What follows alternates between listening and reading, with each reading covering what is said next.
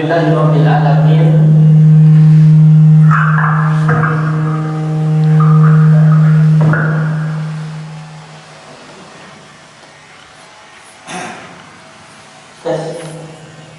Alhamdulillahirabbil alamin.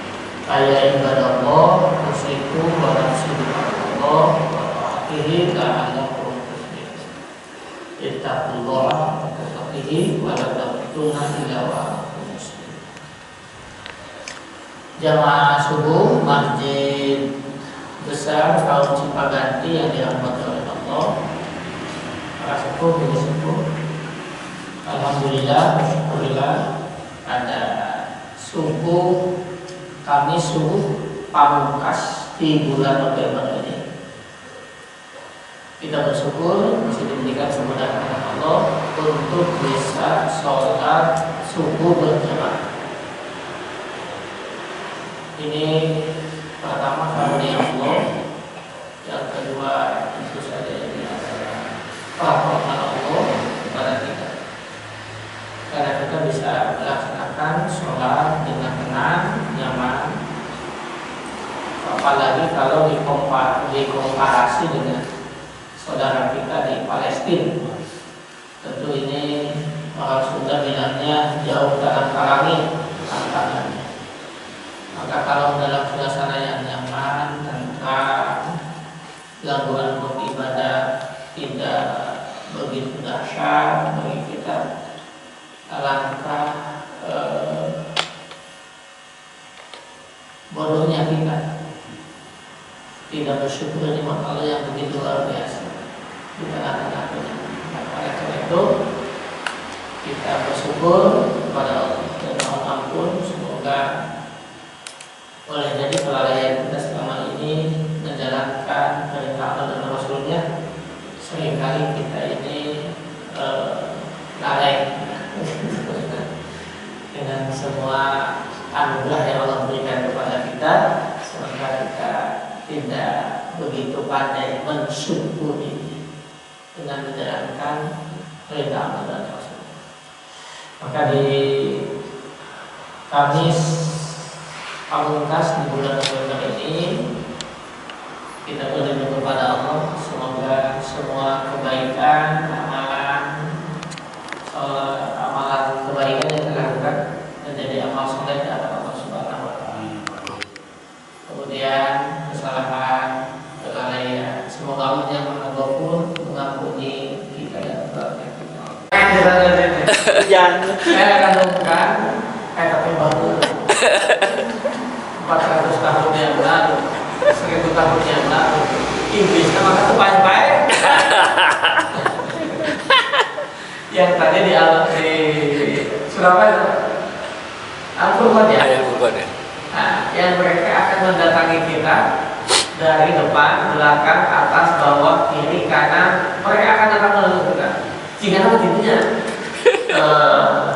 Mana pesan ayat itu apa? Pak Wajib memberikan ilustrasi tentang dasarnya iblis menghalangi kita. Sedikitnya 70 iblis, mungkin ada 7 juta, sederhana, betapa luar biasanya godaan. Maka orang yang berangkat ke majelis ilmu disebut oleh hadis tadi adalah jihad. Mereka mau berangkat ke tempat-tempat ibadah itu adalah jihad. Jihad luar biasa, bukan obat. Obat bisa. Nah, ini yang kedua. Jadi membiasakan melangkahkan kaki ke tempat-tempat ilmu, wabil khusus untuk sholat jamaah. Jadi apa harus ada amalnya? Gimana saja mau Cipaganti jauh, kemana mau ke Al-Jabar silakan, mau kemana sana aja deh. Tapi jangan lupa ada masjid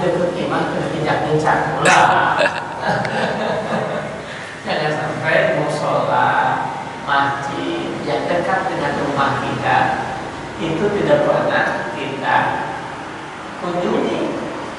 Karena apa? Karena di saat kita tidak berdaya atau kita sakit atau kita wafat, maka yang paling dekat dengan kita adalah masjid dan musola. Itu yang akan menjadi tempat.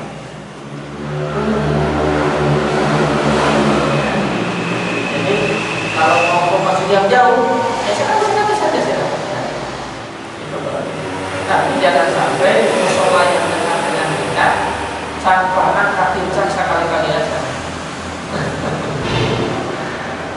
Pas pulang wafat mau disolatin oleh jamaah untuk masjidnya narima. Saya maksudnya lain jamaah dewek pada itu.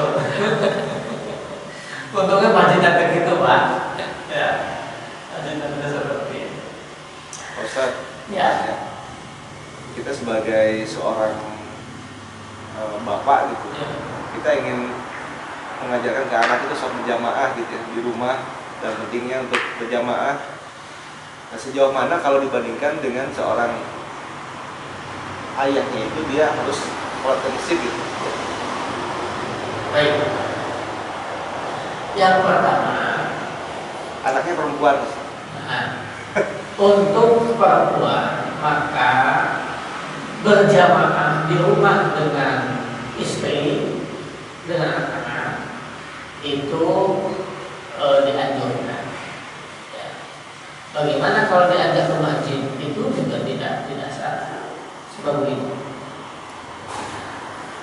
di zaman Umar, hukum ingat di zaman Umar ada seorang pemuda ahli masjid yang selalu disampaikan hadis ini. Jadi setiap waktu dia selalu mengaji. Nah, suatu waktu iblis ingin melakukan rekayasa supaya pemuda ini tidak jadi berangkat ke masjid. Maka dibuatlah skenario oleh iblis ini karena Madinah masih gelap waktu itu. Habis hujan malamnya. Maka pemuda ini berangkat dari rumah, terpleset, pakaiannya kotor, sungguh-sungguh, bolak-balik dia mandi lagi, ganti baju, berangkat lagi, jatuh lagi di tempat yang sama, ulang lagi, ganti baju lagi, berangkat lagi.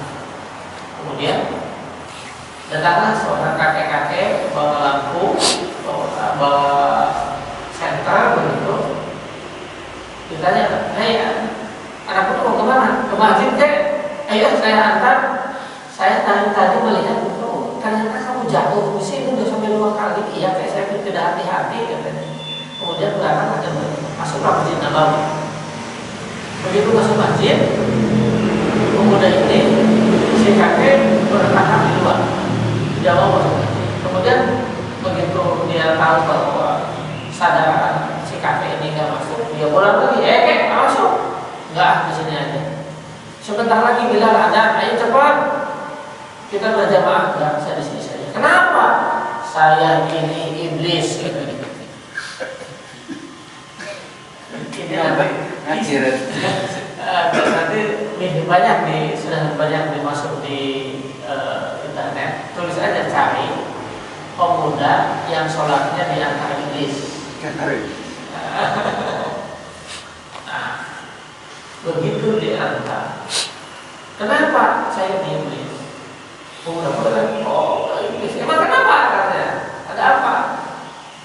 Akulah wahai anak muda yang membuat perangkap supaya kamu membatalkan sholat berjamaah. Membuat perangkap kamu supaya jatuh berkali-kali. Saya harap ketika jatuh yang pertama pakaian kotor masuk ke got begitu, ada air yang menggenang, diharapkan dengan itu kamu tidak jadi berjamaah. Tapi ternyata dugaanku salah. Ternyata kamu pulang dan kamu berangkat lagi. Apa akibatnya? 1. Semua dosa keluargamu diampuni oleh Allah. Satu itu, ya.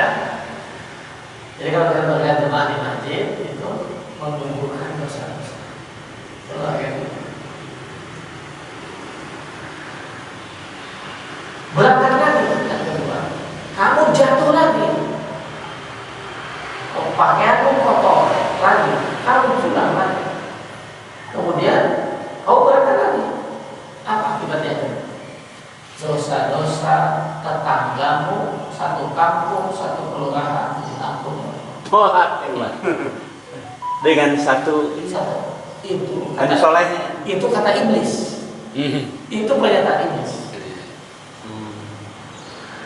Kemudian jatuh yang kedua kali. Kamu berangkat lagi. Aku jatuhkan lagi, maka satu kabupaten dosanya diampuni oleh Allah. Kabupaten. Makanya aku tidak ingin kamu jatuh lagi dan kembali lagi. Aku antarkan. Ada yang saya dengan hadis itu, maka kita para suami, kenapa kita harus berjamaah?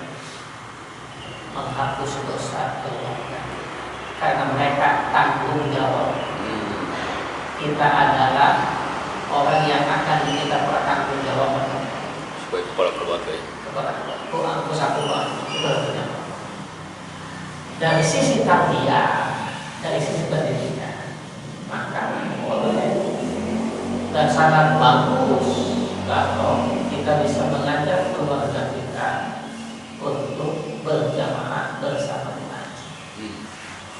Ya karena di zaman Rasulullah sudah ada, maka di Madinah di Mekah itu ada babu nisa, pintu khusus kaum wanita untuk berjamaah.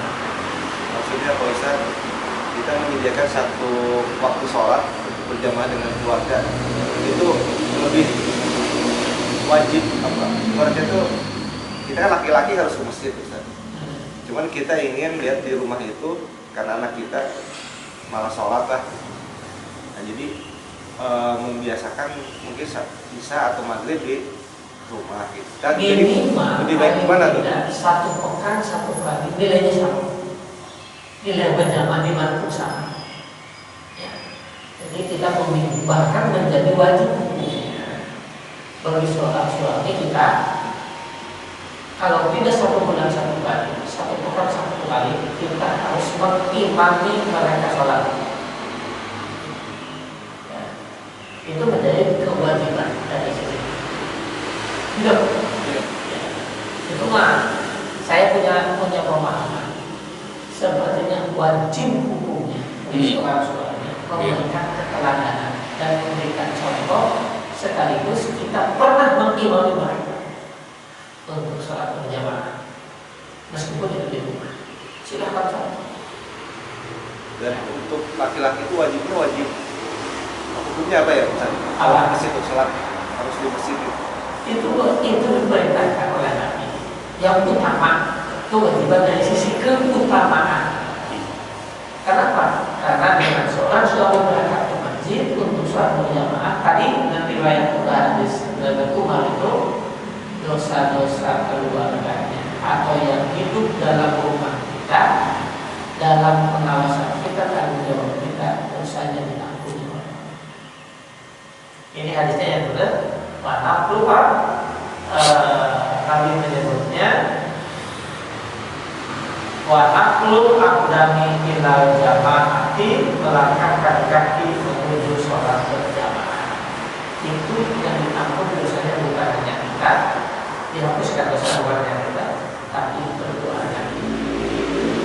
Bagaimana cara di rumah memberikan contoh? Itu kewajiban seorang kepala keluarga memberikan keteladanan. Itu wajib ain. Bagi kalau berjamaah itu sebenarnya bisa fardu kifayah dalam konteks ini. Kalau satu kampung, satu komplek ada masjid, tidak ada yang berjamaah, maka sekomplek itu dinyatakan sudah dikuasai oleh iblis. Jadi kalau sudah ada berjamaah, kita terbebas dari belenggu iblis, tapi kita tidak mendapatkan kebaikan. Tidak mendapatkan kebaikan dari berjamaahnya. Kalau sholatnya tetap harus dijaga, harus dilaksanakan meskipun munfarid gitu. Hanya kita tidak mendapatkan keutamaan. Gitu. Jadi laki-laki sholat berjamaah di masjid itu hukumnya fardu munfarid atau Bukan. Sebetulnya itu kewajiban utama. Sholat fardunya sholat fardu. Tapi Jamaahnya di kewajiban utama bagi seorang laki-laki berjamaah. Ya, ya. Gitu. Hanya kalau bersifat kolektivitas, kalau di satu tempat ada masjid, tidak ada yang berjamaah, maka dinyatakan satu teritorial itu berdosa, dinyatakan sudah dikuasai oleh iblis. Maka dengan adanya orang berjamaah, maka kita membebaskan orang dari dosa kolektif. ya, kalau kita beranggapan seperti itu Pak Ustaz, Ya, saya mah di rumah gitu. Kita di Ya. rumah kan. Kita- Sedangkan laki-laki kan harusnya memang di masjid gitu kan. ya, kita tidak mendapatkan keutamaan. Tapi kalau wajibnya itu membuat kita berdosa tidak Pak Ustaz? Laki-laki katanya harus sholat di masjid, Keutamaannya hilang. utamanya hilang. Ya. Jadi berdosa itu kalau tidak sholat. Oh. Tidak sholatnya itu dosa. Maka kalau hanya sholat munfarid saudara sendiri, ada nasihat yang sering kita dengar, tadi lamun benar Fatihahna, nilainya ngan hiji, tadi lamun benar Fatihahna. Kalau berjamaah meskipun bacanya tidak bagus, tetap 27 lah. Itu dari sisi keutamaan. Jadi apakah ada yang berdosa? Kalau tidak ada yang berjamaah, aku berdosa semua. Kalau ada yang sudah berjamaah, bebas dari tugas berjamaahnya, tapi dia tidak mendapatkan keutamaan. Keutamaan. Seperti ini. Untuk kembali keutamaan itu, sholat di masjid Cipaganti dengan Masjidil Haram itu kan beda. Berjamaahnya sama masjidnya sama, tapi kita tidak mendapatkan keutamaan yang 100.000 kali lipat. Itu aja. Jadi kalau kita berjamaah 27 di mana? tapi kalau munfarid di rumah satu itu kalau benar itu kita harus. Nah, kita sholat munfarid di masjid, kita mendapatkan keutamaan. Kita awal waktu di rumah mendapatkan keutamaan awal waktu. Jadi ada beberapa keutamaan. Pertama masalah tempat, kedua masalah waktu. Begitu. Yang hebat maka yang kami katakan sholat berjamaah takbirnya tidak jauh dengan imam. Bahkan kalau kita baru sholat, kalau mau sholat sunnah baru 1 rakaat, kemudian imam berjamaah sudah takbir, tinggalkan, karena takbir bersama imam lebih utama daripada sholat sunnah. Ini dari sisi keutamaan. Jadi setelah itu ada lagi keutamaannya. Mana lagi? Sakral. Berjamaah waktu besar tidak dapat. Hanya keutamaannya ada lagi. Keutamaan dari saat yang pertama. Nah begitulah tahapan-tahapannya. Gambarannya seperti ini. Ya. Terus yang kisah katanya Nabi menyuruh membakar rumah-rumah yang laki-laki yang tidak mau sholat itu Dan ini memberikan keutamaan. Ini menunjukkan tentang keutamaan sholat berjamaah. Sampai-sampai saking pentingnya, ya, itu Imam Nawawi itu menuliskan di sini. Saking pentingnya sholat berjamaah sampai-sampai Nabi memberikan ultimatum.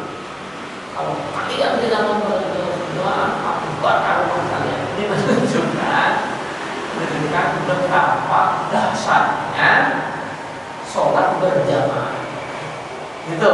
membuat kita dosa kalau kita tidak bersih gitu ya. Iya. Betapa hebatnya sholat berjamaah. Sampai Nabi memberikan gambaran.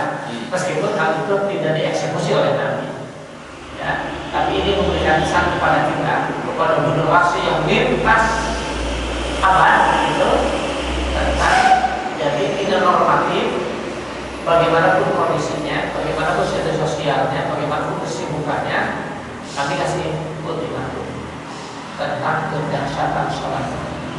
Tidak ada alasan rasio apapun yang bisa digunakan tentang keutamaan sholat berjamaah dengan ultimatum tadi.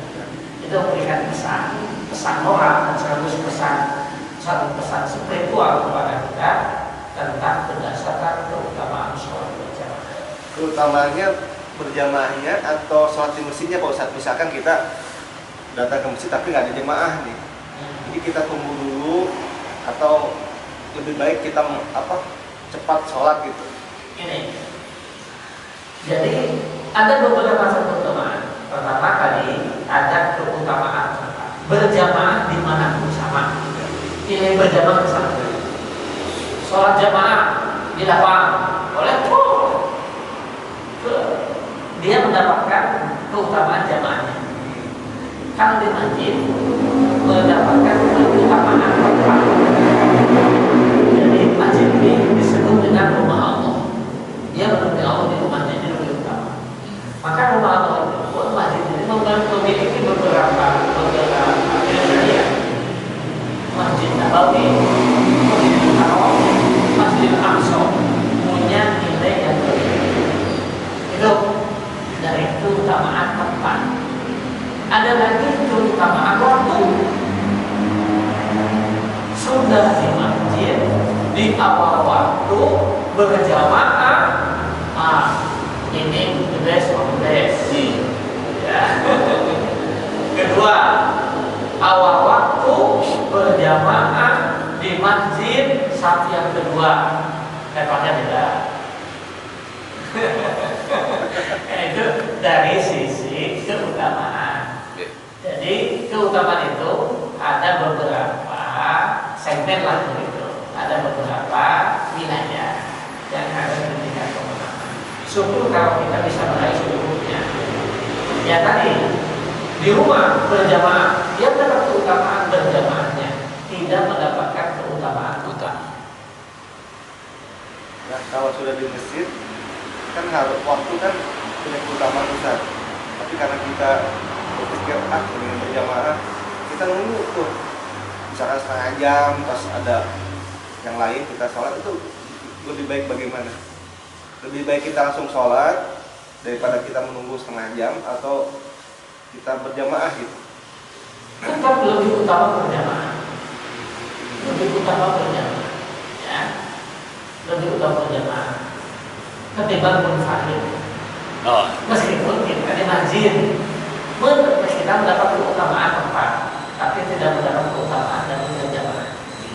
Kalau munfarid Tunggu, lebih baik ditunggu. lebih baik dulu.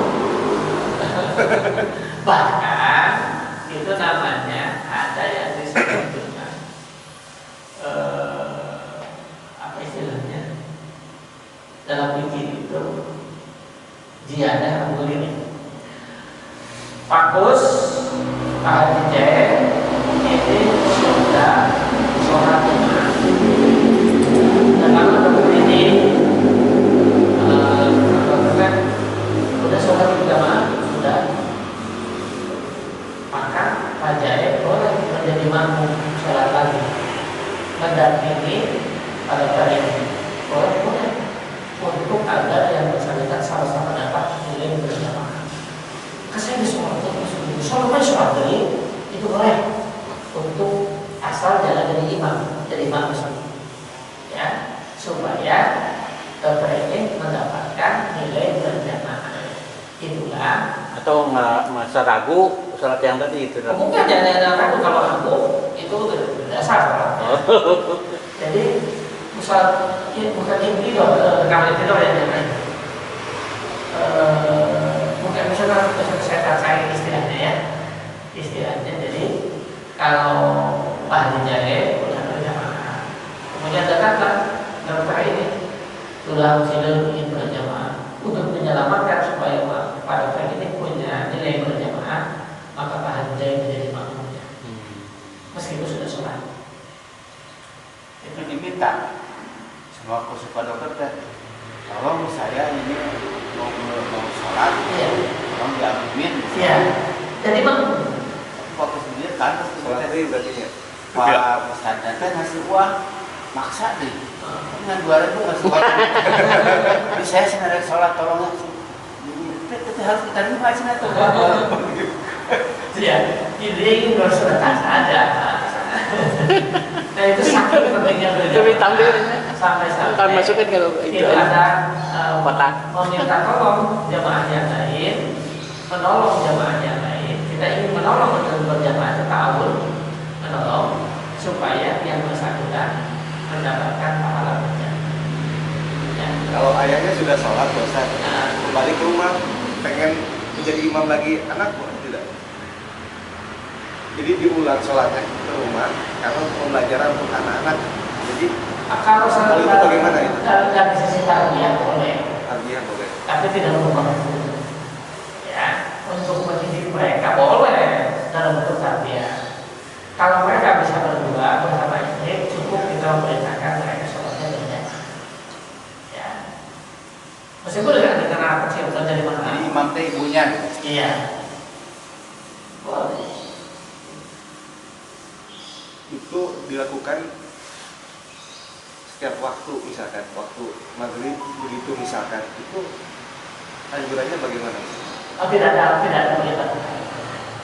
Ya, Tapi kalau melakukan misalkan ya. sudah sholat di masjid cuman pengen menjadi imamnya untuk anak-anak karena sholat. Kedua orang tua kita dan orang-orang yang telah berjasa kepada kita, sekaligus juga kita mohon kepada Allah semoga menjadi jalan keberkahan untuk rumah tangga kita dan kehidupan anak-anak kita. Untuk mereka semua akan kita as'aluka ijabah al-fatihah. A'udzubillahi minasyaitonir rajim. Bismillahirrahmanirrahim. Alhamdulillahirabbil alamin. Arrahmanir rahim. Maliki yaumiddin. Iyyaka na'budu wa iyyaka nasta'in. Ihdinas siratal mustaqim. Siratal ladzina an'amta 'alaihim ghairil maghdubi 'alaihim waladdallin. Amin. Baiklah, jemaah sekalian yang dirahmati oleh Allah. Masih bahasan kita hadis bersumber dari sahabat rawi pertamanya sahabat Abu Hurairah radhiyallahu anhu tentang 4 hal. Satu, amalan yang membuat kita selamat dari siksa Allah. Yang kedua, amalan yang menjadikan kita menjadi hina. Yang ketiga, amalan yang membuat kita mendapatkan kemuliaan. Dan yang ketiga, yang keempat adalah amalan yang membuat dosa-dosa kita dihapuskan. Ya. Kemarin baru 2 kalau tidak salah. Satu yang sudah disampaikan, amalan yang membuat kita dihapuskan dosa oleh Allah. Apa itu? Satu, khasiyatullahi fi sirri wal alaniyah. Senantiasa takut kepada Allah dimanapun, baik dalam keadaan tersembunyi maupun dalam keadaan baik di wilayah privat maupun di wilayah publik. Senantiasa Allah hadir dalam kehidupan kita. Dengan kata lain adalah kemampuan kita, ikhtiar kita menghadirkan Allah dalam setiap kehidupan kita. Itu yang diamanahkan puncaknya di Al-Hadid ayat 4, surah ke-57 ayat 4 di akhir, wa huwa ma'akum aina ma kuntum wallahu bima ta'maluna basir. Sudah kedokter ini. Ini kita begitu, ya. Allah beserta kamu dimanapun kamu berada. Ini puncak ketakwaan. Yang kedua, kemarin kita akan bebas dari fitnah, bebas dari ujian, bebas dari siksaan. Apa? Siksaan emosi, siksaan batin, siksaan perasaan begitu. Dan yang lainnya adalah al-qasdu fil fakri wal ghina, senantiasa berlaku hidup sederhana. Ya.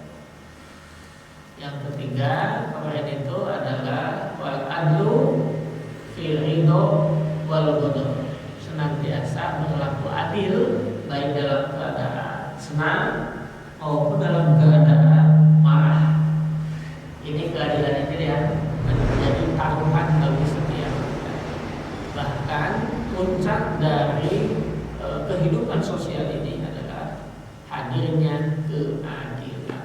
Itulah Al-Quran surah Al-Maidah ya, ayat 8. Kalau tidak salah kemarin dijelaskan bahwa i'dilu wa aqrabu lit-taqwa, berbuat adillah kalian karena berbuat adil itulah yang mendekatkan kita kepada takwa. Apa artinya? Berbuat adil yang akan mengantarkan setiap kita memiliki posisi terhormat di hadapan Allah Subhanahu wa taala. I'dilu wa aqrabu lit-taqwa. Kenapa takwa? Inna akramakum indallahi atqakum. Jadi siapapun kita yang merindukan mendapatkan posisi yang terhormat dalam kehidupan sosial ini, dalam kehidupan kita ini, maka setiap kita harus memiliki kualifikasi ketakwaan, dan jalan yang paling mendekati kepada posisi itu adalah berlaku adil. Ya, berlaku adil. Nanti dalam hal ini kita akan baca pas nasihat Umar bin Khattab, juga sahabat Abu Bakar Siddiq, tentang amalan-amalan keadilan. Baik. Yang kedua kemarin kita bahas amalan yang membuat kita menjadi mukhlikat. Apa itu? Menjadi kita mendapatkan posisi merusak diri kita menjadi hina. Apa itu? Syuhun sanidun, sangat kikir, pelit tingkat dewa, merepet jahe. Wah, itu istilah-istilah yang sering dimunculkan.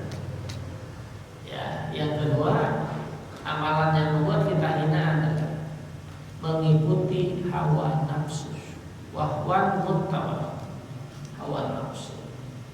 Ya, yang ketiga adalah ijabul mar'i bi nafsi. Apa itu? Merasa diri lebih baik dari yang lain. Ini yang kemarin dibahas. Rujukannya Quran surah apa? Al-Furqan, Al-A'raf. Al-A'raf dulu ya. Lupa ini. Al-A'raf surah ke-7 ya. Ayat 12 Al-A'raf. Mudah-mudahan tidak salah ini. Coba lupa ini. Oh iya. Ya. Dari mulai ayat 11 sampai ayat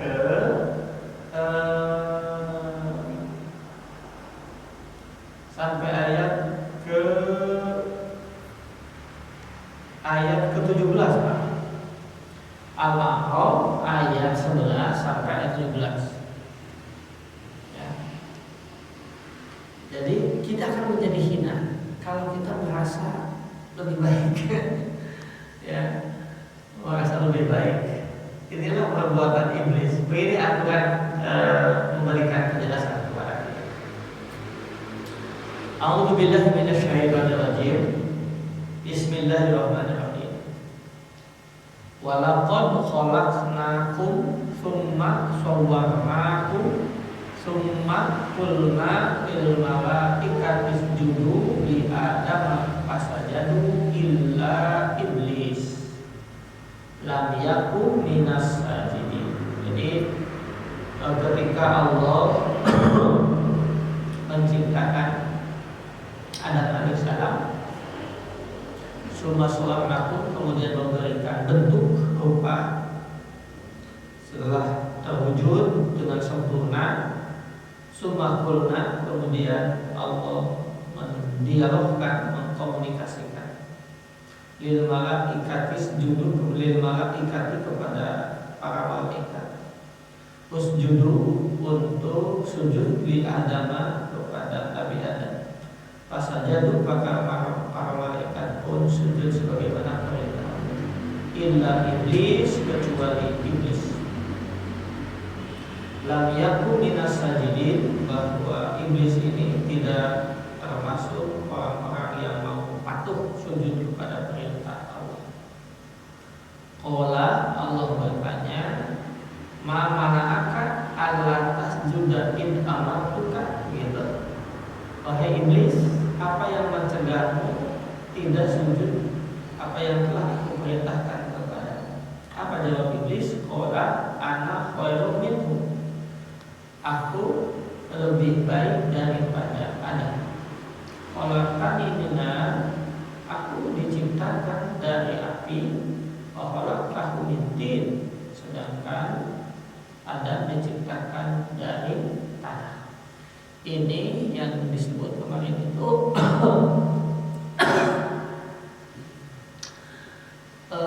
kesombongan pertama yang muncul dalam sejarah kehidupan adalah kesombongan asal usul, ya, kesombongan asal usul. Jadi asal usul ini seringkali dibanggakan. Ini yang nanti melahirkan masyarakat strata sosial yang disebut dengan feodalisme.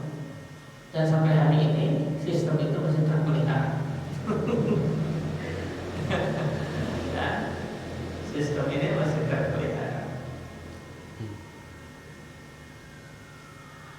Qala fahmin minha fama yakunu laka an tatakabbaru fiha fahruj innaka minas sabirin. Tafsirkan dari surga. Fahruj keluar kau iblis, innaka menyangkau bahwa iblis minas sabirin, termasuk orang yang hina. Qala, iblis menjawab. Ada yang menjalankan qala, iblis memohon atau berdoa. Ini doa iblis. Ya, andirni ila yaumi yub'atsun. Oke, aku terusir. Tapi Tuhan, tolong tangguhkan umurku sampai hari kebangkitan. Jadi iblis itu memang sudah minta kepada Allah supaya umurnya dipanjangkan. Ini menurut informasi Al-Quran. Dan ini yang disebut dalam hari dengan ayat ini menunjukkan bahwa iblis pun memohon kepada Allah. Memohon itu dalam terminologi kita adalah berdoa. Iblis aja berdoa. Jadi kalau kita tidak mau berdoa, ngaluin iblis. Salat isinya berdoa, maka doa itu pukul iman. Jadi orang yang tidak mau ibadah, tidak mau salat, ngaluin iblis.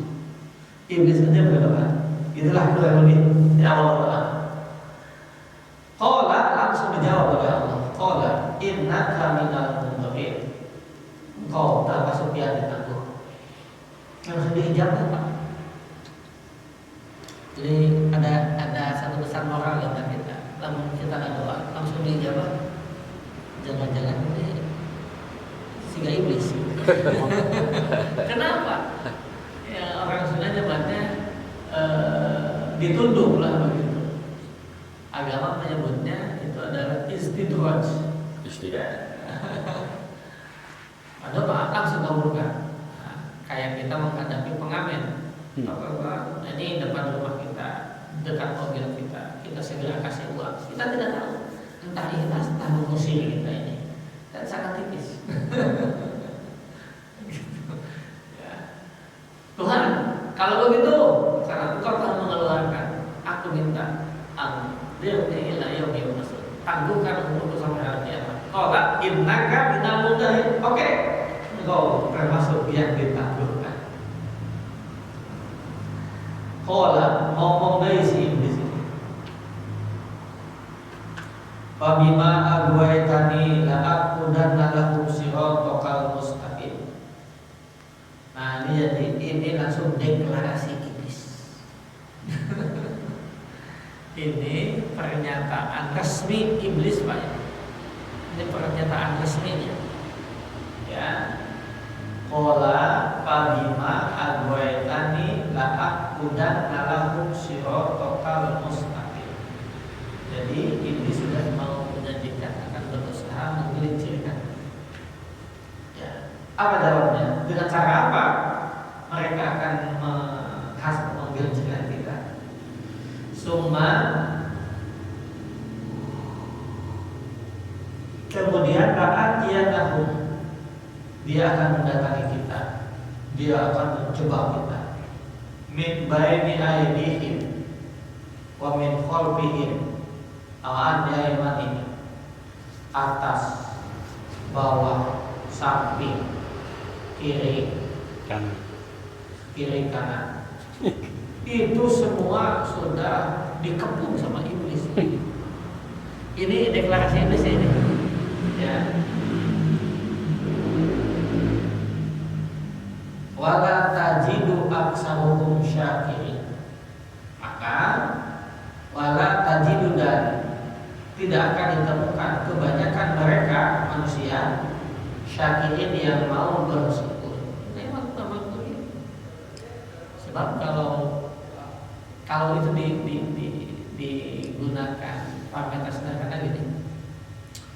Kalau sholat itu bagian dari syukur kita, sebagai al-Kausar, inna al-Kausar fasolli li rabbika. Sesungguhnya kami, kata Allah, telah memberikan kalian nikmat yang banyak. Lalu bagaimana kalian merespon nikmat itu, dan bagaimana cara kami bersyukur nikmat itu? Maka Allah memberikan panduan fasolli, sholatlah. Jadi sholat itu kita kerjakan bukan karena ingin surga, bukan karena takut neraka, bukan, mensyukuri nikmat Allah. Dan kalau kita ini memiliki frekuensi yang sama tentang memaknai pesan Al-Quran itu, sepertinya setiap waktu masjid ini tidak akan cukup menampung orang yang mau berbondong-bondong memakmurkan masjid ini. Tidak akan cukup begitu. Memakmurkan, continue. Kalau kita menyebutnya inna al-Kausar fasolli, begitu. Mau kemana? Bersyukur nikmat Allah. Mau sholat di masjid mana ini? Cipaganti. Kelihatannya yang beraktivitas di sekitar ini tidak akan cukup menampung. Karena terbukti ketika sholat Jumat itu berubah. Makanya kemarin itu disampaikan anggaran kepada kita. Jadi Yahudi, Nasrani, kaum Yahudi itu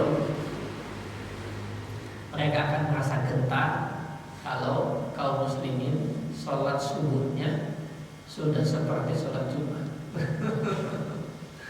Jadi kalau sholat subuh kita kayak seperti kita saksikan setiap waktu, channel saja.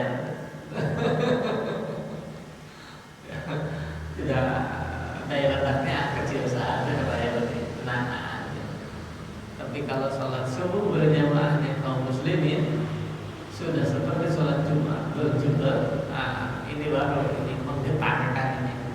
Ini baru akan menjadi ujian terberat, perlawanan yang dahsyat. Jadi kalau kita suka malas, kelihatannya janji iblis itu dilaksanakan, kan? Dia akan datangi kita dari kiri, kanan, atas, bawah, depan, belakang, semua dikepung, semua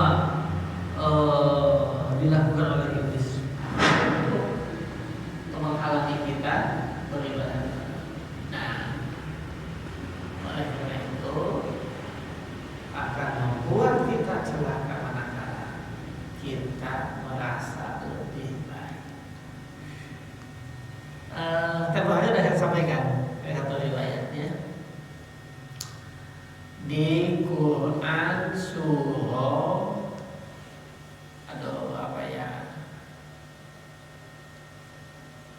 Al-Furqan.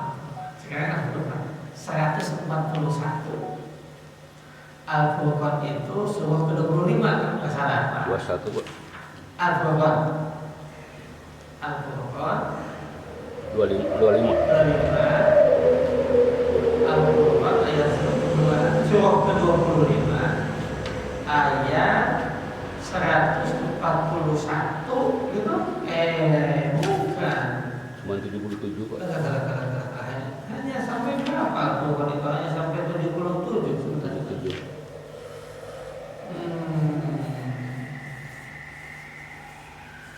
Aduh, lupa nih. Ya, menjelaskan begini. Musa mau dipanggil oleh Allah bahwa ada Musa.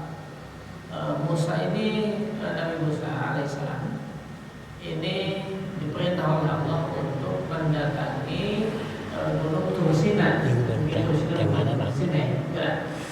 Surah apa itu ya? Amalan yang dicintai Allah. Sok bicara Pak Bawi. Apa ya Pak?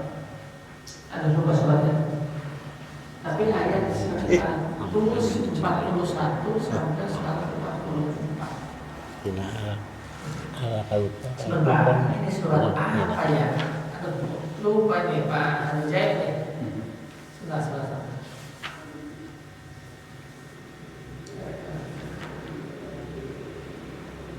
Coba Al-An'am. Coba Al-An'am.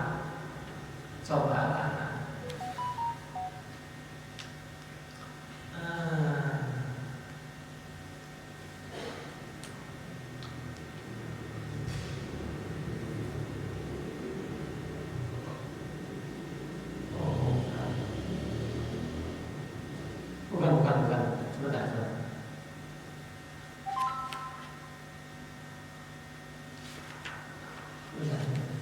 Saya mudah-mudahan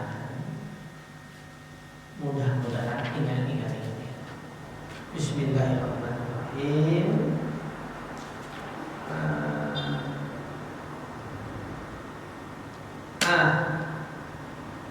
Al-A'raf ayat 141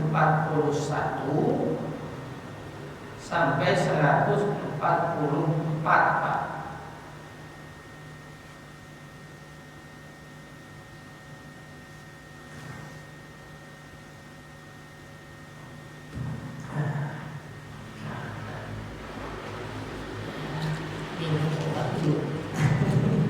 Tidak mangga.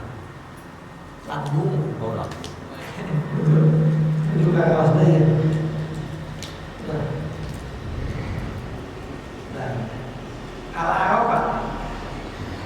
Al-A'raf ayat 141 sampai 144. Bahkan bisa sampai 145.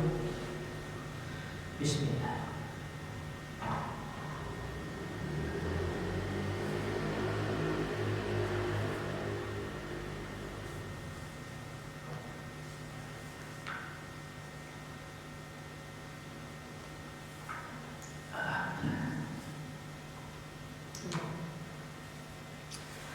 Kita baca di ayat 142. A'udzu billahi minasyaitonir rajim. Bismillahirrahmanirrahim. Wa wa'adna Musa 30 lailatan wa atmamnaha bil asrin fatamma miqatu rabbih 40 lailatan. Wa qala Musa li akhihi Haruna nubni fi qaumi wa aslim wa la tattabi sabilal mufsidin. Sallallahu alaihi dan seterusnya. Baik. Yang membuat kita menjadi hina yang ketiga dalam pesan Rasulullah lewat sahabat Abu Hurairah, al-mar'a ijabu bil mar'i bi nafsihi, merasa diri lebih baik. Karena itu deklarasi iblis, ana khairun minhu, aku lebih baik daripada Adam alaihissalam. Nah, yang kedua, belajar dari kisah Nabi Musa alaihissalam yang ada di Al-A'raf di 141 sampai. Yang intinya begini. ketika Nabi Musa alaihissalam mendapatkan petunjuk untuk menemui Allah di Bukit Tursinan atau Bukit Sinai, Watini wal Zaitun, Waturi Sinin, Bukit Tursinan. Maka setelah informasi itu didapat dan tersebar di kalangan umat Nabi Musa bahwa Musa dipanggil Tuhan. Berarti begitu. Di mana tempatnya? Di Bukit Tursinan. Kemudian Nabi Musa mempersiapkan diri untuk berangkat. Nah, sebelum berangkat didatangilah oleh salah seorang yang katakanlah ini ahli ibadah. Ahli ibadah itu bilang, Musa, ada informasi engkau akan menemui Tuhan. Ya.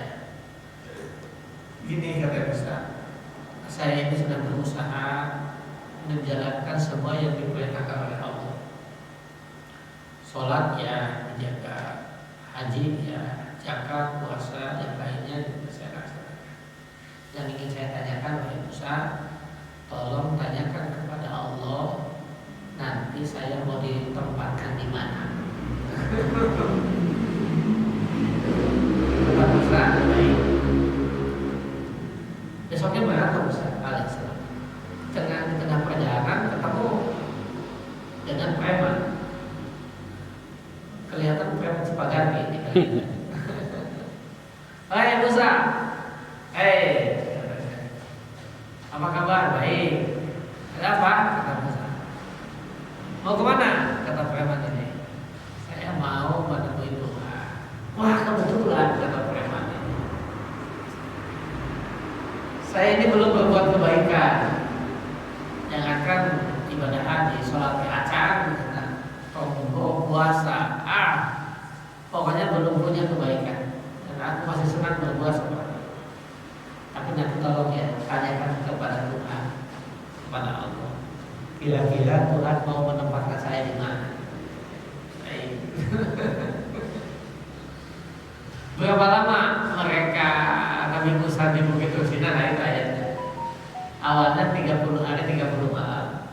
Kemudian ditambah 10 hari jadi 40 hari 40 malam. Di Bukit Tursinan. Tidak akan dibahas bagaimana di Bukit Tursinannya. Saya akan cerita dialognya. Pulanglah Nabi Musa setelah Bukit Tursinan. Ditemuilah orang pertama yang bertanya tentang tempat bagi ahli ibadah. Kemudian Nabi Musa menjawab, bagaimana Musa? Kata orang itu, ada jawaban dari Allah. Apa katanya? Engkau akan mendapatkan tempat yang enak, tempat yang indah, tempat yang nyaman, tempat yang bagus. Pika bertahun. Apa kata ahli ibadah ini? Saya sudah menduga akan mendapatkan itu.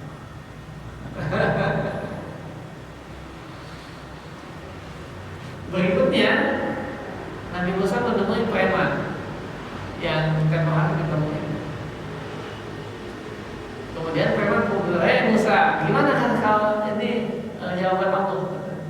Adakah jawaban bagiku? Ada. Apa jawabannya?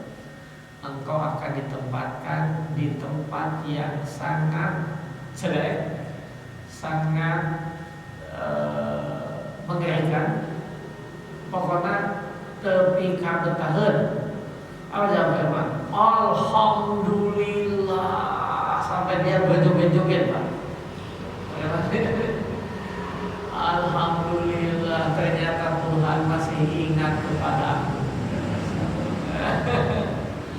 Nabi Musa pun kaget. Dia mata kecager gitu. Dikasih tempat yang jelek, yang mengerikan, dia sampai berjoget-joget. Kemudian Nabi Musa berbalik bertanya, sini kau, katanya. Apa Musa? Kenapa kau bilang begitu? Aku bersyukur wahai Musa. Di saat setiap orang tidak lagi peduli kepada aku, setiap orang tidak lagi memberikan tempat kepada aku, ternyata Tuhan masih ngomong-ngomong. mengingat aku, dan yang lebih istimewa ternyata Tuhan mau memberikan tempat kepadaku. Aku tak peduli tempat itu seperti apa. Yang penting Allah ingatkan ke adik. Itu yang istimewa bagiku. Karena Tuhan telah mengingatku, bahkan memberikan tempat kepadaku. Aku pun malu sama Tuhan. Aku akan membalas kebaikannya. Kebaikan Tuhan. Itu jawab mereka. Nabi Musa geleng-geleng kepala. Lalu pakai bahasa orang, ya jelas masih ganjil. Ya gitu. Ya begitu. Begitu Musa kembali, maka tiba-tiba lalu kayaknya dia mendapat email, mendapat WA, mendapat informasi, mendapat wahyu dari Tuhan. Musa pun kaget, ada apa ya Allah? Catatan di Lauh Mahfuz telah berubah. Kok berubah? Orang yang ahli ibadah pindah ke neraka, preman pindah ke surga. Nabi Musa tambah kaget. Kemudian bertanya, kenapa bisa demikian Tuhan? Ridhoku tidak bisa dibeli dengan ibadah. Surga tidak bisa dibeli dengan ibadah, tapi cukup dengan keridhaan. Dia menganggap bahwa ibadahnya itu yang mendatangkan surga, bukan karena ibadah. Sedangkan preman ini, dia ridho dan dia bersyukuri pemberian. Kita yang sudah merasa beribadah, melaksanakan perintah Allah, jangan mengklaim diri sudah menjadi orang yang terbaik. Karena surga tidak bisa diraih dengan ibadah kita, tapi diraih dengan ridho. Makanya Uwais Al-Qarni dalam doanya, ya Allah, berikanlah kesehatan, keistiqomahan kepada ibuku, kebaikan kepada ibuku.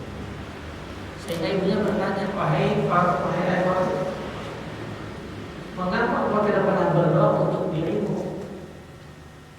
Hanya mendoakan aku saja sebagai ibumu untuk mendapatkan kebaikan dan berkah, mendapatkan kesehatan, keselamatan, mendapatkan surga. Kenapa aku tidak pernah mendengar kau berdoa untuk dirimu sendiri? Apa kata Esau? Kalau ibu sudah ridho terhadap, maka aku pun akan mendapatkan doa Allah. Selesai urusan. Aku tidak pernah minta untuk diriku. Aku minta engkau wahai ibu mendapatkan kebaikan, mendapatkan keberkahan, mendapatkan rahmat Allah. Kalau engkau ridho dengan apa yang kau lakukan, kunciku cuma satu: engkau ridho, Allah ridho. Ridho Allah fi ridho walidayhi wa sawtillahi fi sawtillahi. Kan begitu pesan Nabi kepada kita. Nah, yang kedua, kita bersyukur kalau kita hari ini belum beribadah, kita diberikan waktu yang cukup leluasa. Allah anugerahkan nikmat umur panjang kepada kita. Segera respon nikmat itu dengan bersyukur kepada sebelum habis waktu kita ini. Jadi preman ini mensyukuri dan dia berjanji akan membalas kebaikan Tuhan. Maka Allah pun ridho. Maka segera balas kebaikan Tuhan. Maka balaslah segera kebaikan Allah dengan ibadah kepada-Nya. Jadi yang pertama syukur, yang kedua merasa diri lebih baik, ternyata bisa tukar posisi. Begitulah meneladani Quran surah Al-Furqan 141 sampai 140. Al-A'raf ayat 141 sampai 145, kisah tentang Nabi Musa yang diabadikan dalam Al-Quran. Nah, baik. Berikutnya, apa amalan yang membuat kita menjadi mulia? Yang pertama, ifsya'us salam, menebarkan kedamaian. Afsus salam, menebarkan kedamaian. Yang kedua, it'amut ta'am, senang berbagi makanan. Yang ketiga, kata Nabi, wassolatu billaili wan nasu niyam, senang menjaga sholat malam. Nah, untuk tiga pesan ini kita kembali membaca Quran surah Ad-Dariyat. Ad-Dariyat surah ke-51 ayat 15 sampai ayat 19. Ya. Untuk lebih memahami pesan hadis yang ketiga ini, kita membaca Quran surah Ad-Dariyat surah ke-51 ayat 15 sampai ayat 19. Siapa yang merindukan kemuliaan dalam hidup ini, kata Nabi, afsus salam, tebarkan kedamaian. Yang kedua, at'imut ta'am, berbagi makanan, mengenyangkan perut teman-teman. Yang ketiga, shallu wan nasu niyam, sholatlah ketika orang lain sedang tidur. Kita nyebutnya sholat malam. Coba kita lihat petunjuk Al-Quran di Quran surah Ad-Dariyat ayat 19 sampai ayat 15 sampai 19. Sampai ayat 19. A'udzu billahi minasyaitonir rajim. Innal muttaqina fi jannati wa 'uyun. Sesungguhnya orang-orang muttaqin fi jannati wa 'uyun, dia berada di taman-taman yang indah yang di dalamnya memancar mata air. Taman yang indah, ada air mancurnya. Paling tidak begitulah yang imajinasi kita itu begitu. Ya. Afidina ma'atahum rabbuhum, mereka mengambil apa yang diberikan Tuhan kepada mereka. Kenapa demikian? Innahum kanu qabla dzalika muslimin, mereka sebelum di akhirat, mereka ketika di dunia muhsinin, senang berbuat kebaikan. Ya, baik dia memproduksi kebaikan ataupun dia mereproduksi kebaikan, meskipun dia itu termasuk yang mendistribusikan. Ya, jadi mungkin sekarang manfaat mendistribusi kebaikan. Ya, apa di antaranya? Kanu qalilan minal laili ma yahjaun, mereka menyedikitkan tidur di malam hari untuk bertakarub, beribadah kepada Allah. Jadi afsus salam, silul arham, shallu wa nasuniyam, itu semua adalah amalan ahli sholih. Jadi kalau kita ingin mengetahui apakah kita ini pisor gaun atau nabi sanes, satu indikatornya menjaga sholat malam. Jadi kalau di keluarga kita ada pada rajin sholat malamnya, maka itu menjadi keluarga ahli sholat. Amin. Tapi syarat utama yang pertama muhsinin, senang berbuat kebaikan. Kenapa demikian? Karena Rasul ngasih tahu, ya Rasulullah, saya punya tetangga rajin tahajudnya, rajin doanya, rajin ibadah hajinya, tapi pas saya wae dia tetangga, aku rujuk dulu. Apa kata Nabi? Ahli neraka. Jadi yang pertama itu ayat 16-nya, innahum kanu qabla dzalika muhsinin. Nah, berbuat baik, kebaikan diwujudkan. Yang pertama, menjaga sholat. Yang kedua, di ayat ke-17-nya, 17-nya,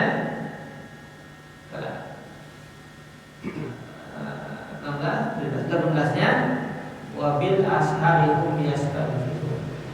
Nah ini waktu syahur, mereka senantiasa beristighfar. Jadi waktu sahur dalam waktu yang sangat istimewa, golden time, jadi waktu yang istimewa untuk kita bertakwa memohon ampun kepada Allah. Ini waktu sahur. Yang terakhir, wa fi amwalihim haqqul lisaili wal mahkum, di dalam harta mereka ada hak orang lain, baik meminta maupun tidak meminta. Ini yang saya terjemahkan atau tidak melihat pemahaman. Siapa mereka itu? Keluarga terdekat kita dulu, akrobin, keluarga terdekat kita, paman, bibi, buah atau yang lainnya yang dekat dengan kita. Kekurangan terbatas kemapanannya. Sebelum mereka minta bantuan kepada kita, dahulu oleh kita untuk meminta, baik dia meminta maupun tidak meminta. Keluarganya pada jauh dan mereka mapan. Kami punya tetangga yang dekat dengan kita. Itu akrobin juga dari sisi teritorial, ketetanggaan. Tetangga kami dengan segala kekurangannya. Sebelum mereka minta bantuan, dahului oleh kita memberikan bantuan kepada mereka. Itu amalan ahli sholat. Itu yang membuat kita akan mendapatkan kemuliaan. Ya. Pegangannya, rujukannya ada lihat di 51 surah ke-51 ayat 15 sampai 19. Ustaz, kan sebenarnya kita itu hidup itu untuk mencapai keridhaan Allah gitu. Sebetulnya ada di posisi tiap hari kita ya 24 jam itu. Jadi bagaimana kita melakukan perintah Allah dan menjauhi larangannya. Itu aja sebenarnya. Iya. Cuman penjabaran itu yang banyak itu. Ya. Jadi mana yang diperintahkan oleh Allah, maka ada skala prioritas. Oh iya. Ada skala prioritas. Skala prioritas ya istilahnya. Mencari nafkah, perintah Allah. Menjaga keamanan, ketertiban, kebersihan, itu pun perintah Allah. Tapi ada yang istimewa. Apa? Dari skala prioritas, Allah memanggil kita untuk menemuinya. Sholat. Dahulukan. Itu perintah. Ini juga ini perintah Allah. Ini perintah Allah. Semuanya kita kerjakan perintah Allah. Kita pada ini apa namanya kemanusiaan. Itu kan perintah Allah. Tapi ketika Allah memanggil, ayo bahagia, ayo sholat dulu, temui ya. Hentikan semuanya. Allah. Gitu. Ya. Tapi jangan terbalik. Allah dahulukan. Setelah itu kedua. Ini Allah pun tidak suka. Ya. Jadi ada skala prioritas kita yang atur. Itu diserahkan kepada kita. Jadi teknisnya diserahkan kepada kita. Ya. Yang terakhir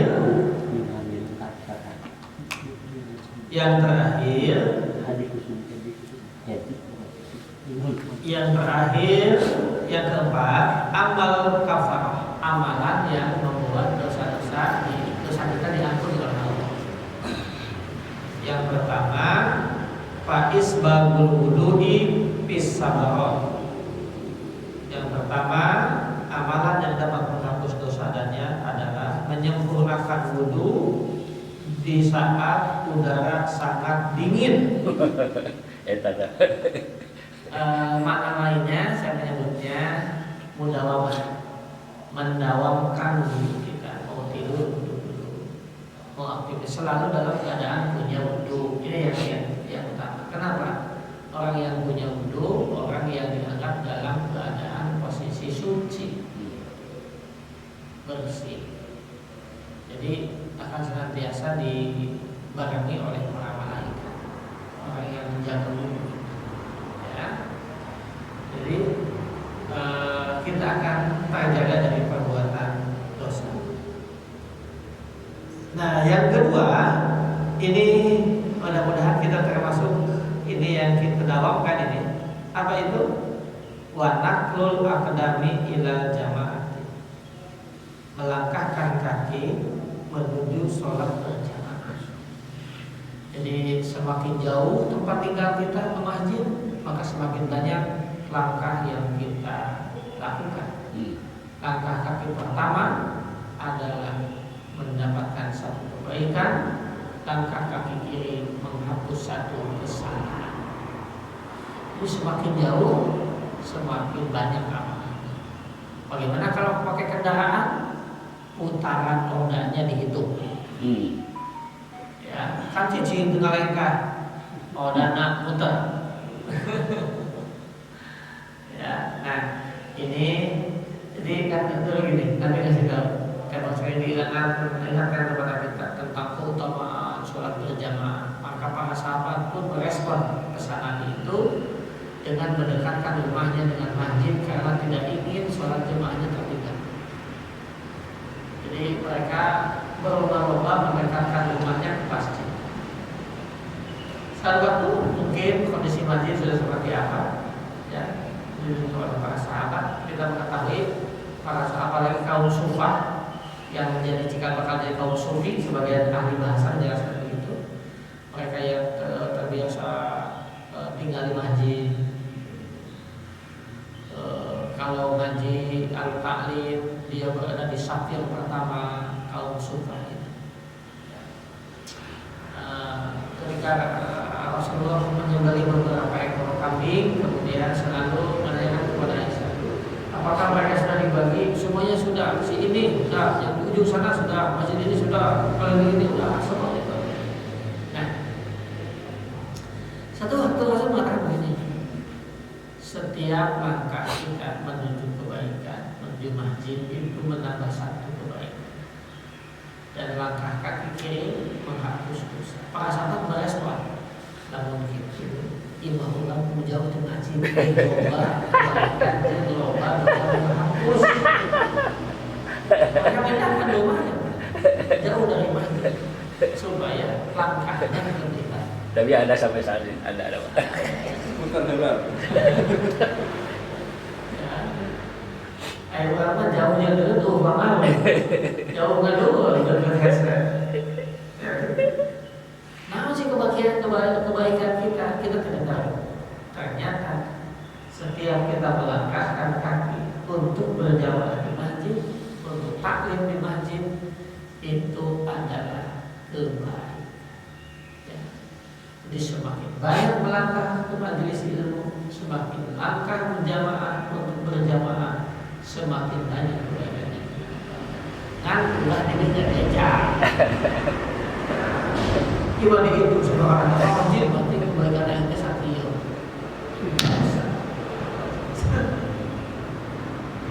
Pak Ustaz, kalau itu kan apakah betul pemahamannya begini bahwa setan kan lebih pintar dari kita gitu kan? Kalau kita mau melangkah ke kebaikan itu kadang-kadang bias dengan yang setan anjurkan itu. Arah rasanya bener gitu, jadi itu udah betul lah. Iya, itulah kalau Pak Oli Komarudin menyebutnya, seringkali kita ini tersesat di jalan yang lurus.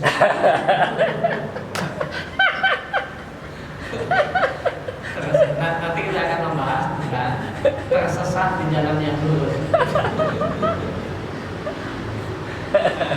Itulah jebakan iblis, jebakan iblis. Apa ya? Imam Fahrul Razi,